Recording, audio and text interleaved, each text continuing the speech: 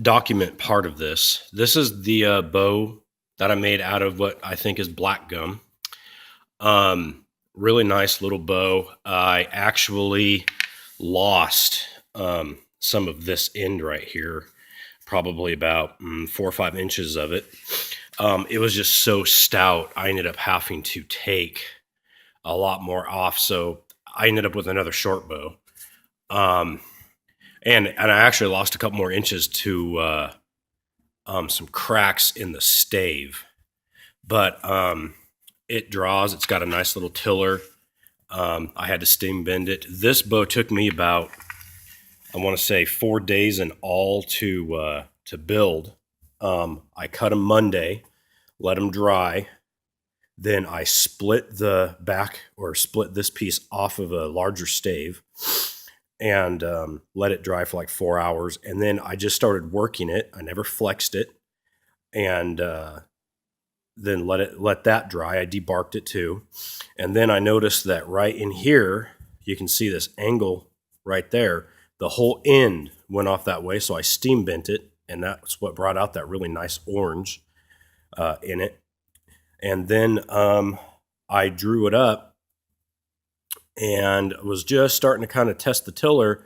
And right at the end there, it broke. You might actually even see where it's kind of rough. I just cut it down, and I had to start from about where my hand is and rework the tiller all the way down. And I ended up with, probably a 20-pound bow, just another one. I'm getting really good at making short bows out of this. But I cut more staves out of that stand of trees that I showed on another video. And another thing is I crafted this bow with pretty much just my little machete. This is a pretty good tool. It can chop. It can be used as a draw knife, what have you. But I have this guy, and this looks like a really good piece of wood. It's I haven't measured it. I don't know how long it is, but it is definitely longer than the short bow I came up with. So it's probably at least 4.5 feet, maybe 5 feet long, which would be perfect if I can get the entire length to go. And what I'm going to do is I'm going to use this bow here as kind of a judge.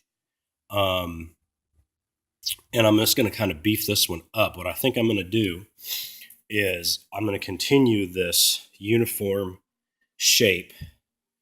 I take you all the way through the process, but really it just comes to chopping and shaving and stuff. And, you can watch that on any video, but you're not really going to learn that skill until you actually do it. I used this machete and used it to baton through this.